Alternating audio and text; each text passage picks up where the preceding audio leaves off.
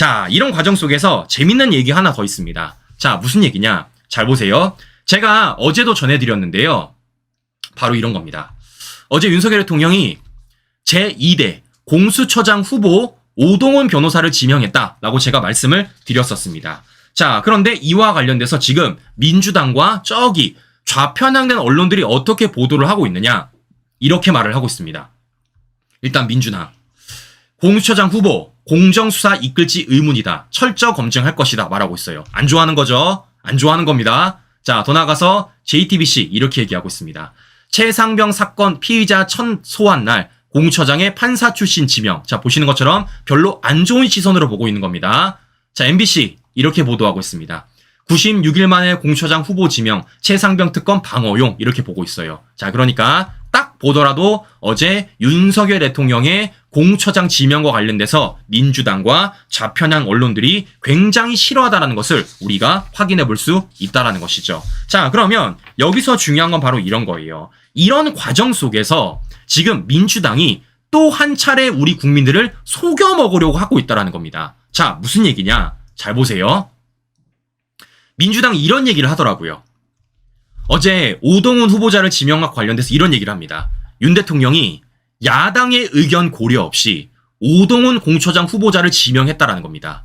국민 눈높이로 철저 검증하겠다라는 거예요. 자, 어떻게 얘기를 하고 있느냐? 어제 실제 이모경이가 나와서 이런 얘기를 합니다. 김진욱 초대 처장 임기 종료 이래 공석이 이어졌던 공수처장의 수장 자리에 석 달 만에 시민 후보자가 제안했다며, 하지만 윤석열 대통령은 야당의 의견을 전혀 고려하지 않은 채 여권이 추천한 후보군 중에서 지명자를 선택했다라고 지적했다라는 겁니다. 자, 시청자 여러분들, 여기서 우리가 방점을 찍어야 될 건 뭡니까? 바로 이거라는 거예요. 윤 대통령이 민주당의 의견을 전혀 고려하지 않은 채 국민의힘이 추천한 후보군 중에서 지명자를 선택했다라는 겁니다. 자, 시청자 여러분들, 지금 이들이 또 씌우고 싶은 게 뭡니까? 윤석열 대통령의 독주입니다. 윤석열 대통령의 불통이에요. 뭐라는 겁니까? 이것만 보면 뭡니까? 윤 대통령이 또 협치 안 하는구나. 윤 대통령이 또 소통 안 하는구나. 공수처장 후보자 임명까지도, 지명까지도 윤 대통령 마음대로 하는구나. 아니, 어떻게 야당의 말을 안 들을 수가 있어? 어떻게 국민의힘이 추천한 사람만 지명을 할 수가 있어? 라는 오해를 살 수 있지 않겠습니까, 신규 여러분들? 자, 그런데 이거 이미 손상계 TV를 어제 보신 분들이라면요, 말도 안 되는 얘기란 걸 아실 겁니다. 벌써 시시네. 니들이 만든 법이잖아. 제 말이 그 말이에요. 제 말이 그 말. 좌파들은요, 이렇게 숨겨놓는다고요, 신규 여러분들. 좌파들은. 네? 이미 어제 손상대 TV 오후 방송을 보신 분들은 아실 거예요. 저게 얼마나 말도 안 되는 주장인지. 지금 민주당은 뭐라고 말하고 있습니까? 윤 대통령이 공수처장 후보자를 국민의힘이 추천한 사람만 가지고 지명을 했다라는 식으로 얘기를 하고 있다라는 겁니다. 자, 제가 말씀드렸죠. 어떻다라는 겁니까? 원래 이와 관련돼서 이명순, 오동훈 두 사람이 공수처장 후보로 올랐었습니다. 근데 이 두 사람 어떤 사람이라고요? 모두 다 여권 추천이라고요. 심지어 경향신문이 단독까지 때렸어요. 그럼 중요한 건 이런 겁니다. 이렇게 두 사람 다 여권 추천 인사가 어떻게 될 수가 있었느냐. 민주당이 이걸 가만히 있었겠느냐. 그 말인 겁니다. 자, 근데 제가 뭐라고 말씀드렸습니까? 이거 민주당이 만든 거다 라고 제가 말씀을 드렸어요. 민주당이 만든 거다. 자, 무슨 얘기입니까? 제가 다시 보여드릴게요. 자, 보시면 실제 공수처법입니다. 제6조 공수처 후보추천위원회 몇 명으로 구성된다고요? 7명으로 구성됩니다. 7명. 자, 근데 어떻게 구성된다라는 겁니까? 보시는 것처럼 법무부 장관, 법원행정처장, 대한변호사협회, 대통령이 소속되거나 소속되었던 정당이 교섭단체 추천한 2명, 제4회 교섭단체 외 교섭단체 추천한 2명, 지금 뭐 하는 겁니까? 국민의힘 2명, 민주당 2명, 이렇게 추천할 수 있다고요. 이렇게 7명으로 구성이 되는 겁니다. 자, 그런데 이와 관련돼서 어떻게 의결이 된다고요? 3분의 2 이상으로 찬성이 의결된다고요. 즉 몇 명입니까? 7명 중에 5명이 찬성을 하면요, 공수처장 후보가 오를 수가 있다고요. 즉 뭐 하는 겁니까? 민주당이 반대를 해도 나머지 5명이 모두 다 찬성하면요, 공수처장 후보가 오를 수가 있다라는 겁니다. 그래서 이 절차에 따라서 뭐 하는 겁니까? 이 두 사람이 후보에 올랐던 것이고, 그에 따라서 윤석열 대통령이 그중에 오동훈 변호사를 지명했다라는 거예요. 자, 그러면 여기서 문제점이 제가 뭐라고 말씀드렸습니까? 이 법이 바뀌었다고 말씀드렸어요. 이 법이. 자, 이 법이 원래는 어떻게 돼 있었냐? 자, 보시는 것처럼 이게 원래 민주당이 통과시켰던 공수처법입니다. 이게 처음이에요. 이게 처음. 자, 근데 그때 당시 뭐라고 그랬습니까? 얘네들이요, 이렇게 써놨어요. 5분의 4 이상의 찬성으로 의결한다. 이렇게 써놨습니다. 바뀌었죠, 신규 여러분들. 지금은 어떻게 돼 있습니까? 3분의 2로 돼 있습니다. 3분의 2. 근데 민주당이 원래는 어떻게 만들었다고요? 5분의 4로 만들었다고요. 즉 뭐 하는 겁니까? 원래는 7명 중에 6명이 찬성을 해야지만 후보군으로 오를 수 있는데 이게 뭐 한 겁니까? 7명 중에 5명이 찬성을 하면 후보로 오를 수 있게 바뀌어버린 겁니다. 그러면 이걸 누가 바꿨냐? 민주당이 바꿨잖아요. 민주당이. 김용민 대표 발의로 바꿨잖아요. 어떻게? 5분의 4를 3분의 2로. 그래서 뭐 했습니까? 당신들이 지난 문재인 정권에서 이거 통과시켰잖아요. 아니, 지들이 만들어. 지들이 통과시켜. 이래놓고서는 이제 와가지고 이와 관련돼서 왜 윤 대통령 탓을 하는 겁니까? 이 얼마나 웃깁니까, 신규 여러분들. 네? 야. 이래서 우리가 팩트 체크를 해줘야 된다는 겁니다. 이래서 우리가 하나하나 반박을 해줘야 된다는 거예요. 제가 이래서 역할이란 걸 말씀을 드린 겁니다. 자, 신규 여러분들. 지금 윤석열 대통령의 가장 중요한 역할은 무엇이냐면요. 바로 지금까지 좌파들이 만들어놨었던 이미지를 깨버리는 겁니다. 부정적인 이미지를 깨버리는 거예요. 그게 지금 윤석열 대통령이 해야 될 역할이라고 저는 보고 있습니다. 왜냐? 그래야지만 지지율이 올라갈 것이고요. 그래야지만 윤석열 대통령의 국정 동력이 회복되기 때문입니다. 그건 지금 윤 대통령이 해야 될 일이라고요. 그러면 우리는 반면에 어떤 걸 보여줘야 되겠습니까? 윤 대통령의 이미지가 개선됨에 있어서 민주당이 오히려 윤 대통령을 발목 잡고 있다. 입법 독주를 하고 있다. 이재명 방탄을 하고 있다. 더 나아가서 민주당이 이런 말도 안 되는 가짜뉴스까지 뿌리고 있다는 우리가 보여줘야 된다는 거예요. 네, 각자마다 역할이 있다라는 것입니다. 각자마다 역할. 그리고 윤석열 대통령은 그런 역할을 하기 위해서 이번 회담을 준비한 것이고 그 회담이 있어서 지금 이재명이가 자기 스스로 함정에 빠진 모습을 우리가 확인해 볼 수 있다라는 것이죠. 자, 뭡니까, 신규 여러분들? 이와 관련돼서 우리가 더더욱 목소리를 내면 되는 것이고요. 우리가 이와 관련해서 좀 더 차분하게 지켜보면 된다라는 말씀을 제가 좀 해드리고 싶은 것입니다. 네, 자, 보세요. 보시는 것처럼 지금 좌파들이 얼마나 부글부글 대고 있습니까? 아니, 얼마나 부글부글 되면은 언론사라는 곳에서 대놓고 이렇게 보도를 하고 있겠어요. 대놓고. 뭐라고 얘기하고 있습니까? 용산이 주도권을 뺏겼대요. 인정할 수 있습니까, 신규 여러분들? 회담도 안 했는데? 네? 회담도 안 했는데? 벌써부터 주도권을 뺏겼대요. 이게 지금 좌파 언론사들이란 겁니다. 이것뿐입니까? MBC 뭐라 그랬습니까?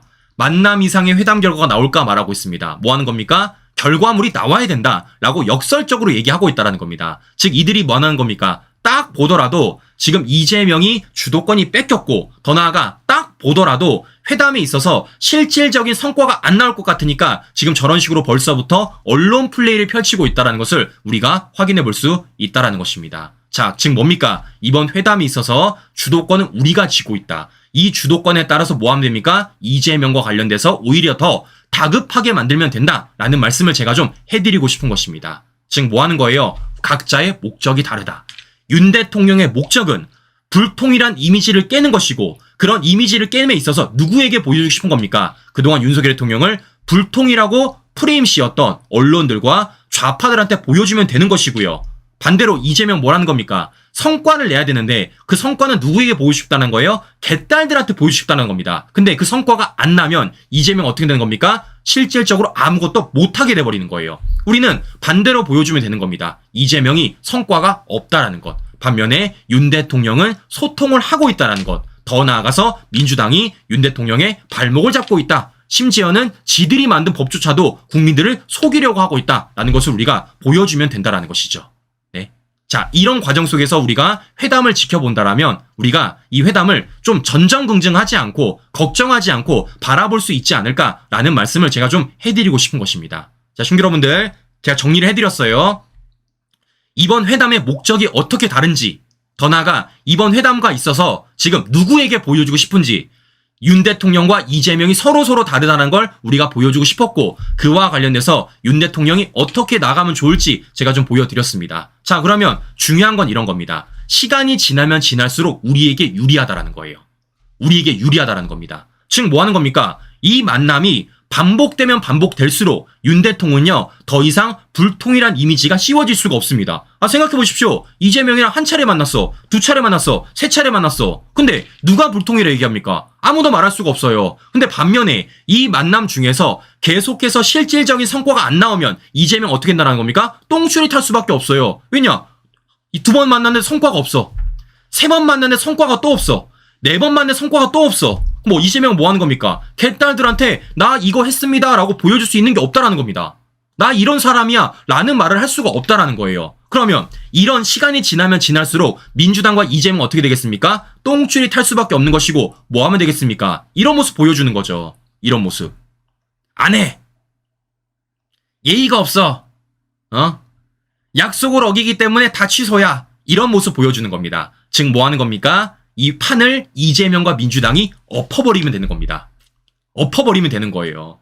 뭐 하겠습니까? 그러면 이와 관련해서 그 책임 소재는 누구에게 따질 수가 있겠습니까? 민주당과 이재명은 따질 수밖에 없어요. 왜냐? 대통령은 만나자 그랬는데 들어준다 그랬는데 대통령은 두 번, 세 번, 네 번 다 만나자 그랬는데 이재명 측에서 성과가 안 나온다는 얘기 하나만으로 지금 이재명이 하고 싶은 말을 못 들었다는 이유만으로 안 해.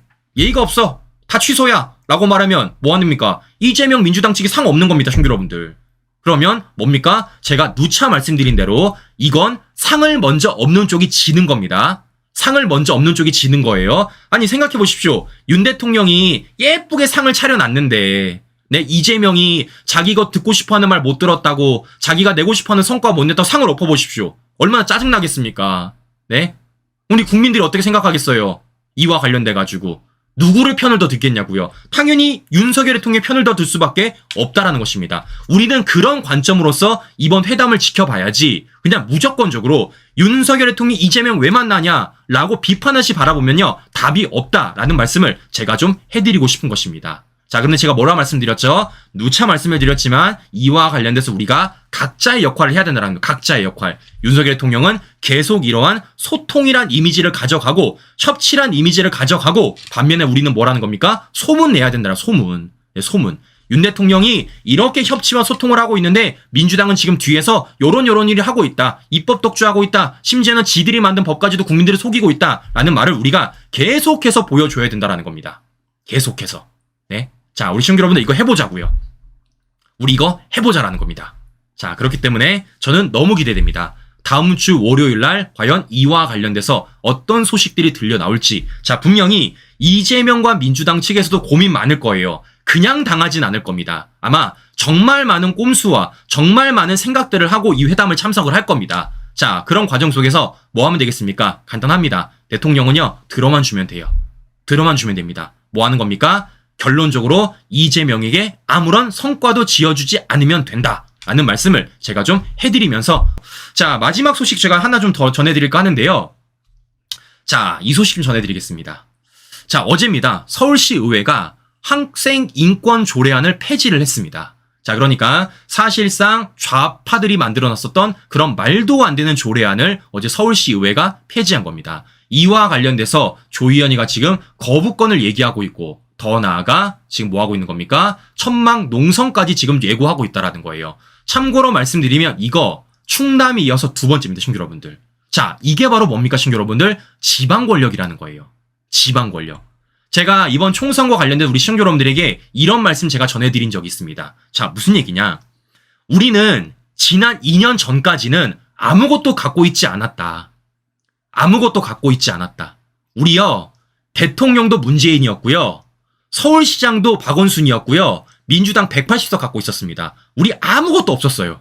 근데 우리가 시간이 지남에 따라서 뭐 했습니까? 정권 교체해서 윤석열 대통령 만들었고 지금의 지방 권력 우리가 꽉 잡고 있습니다.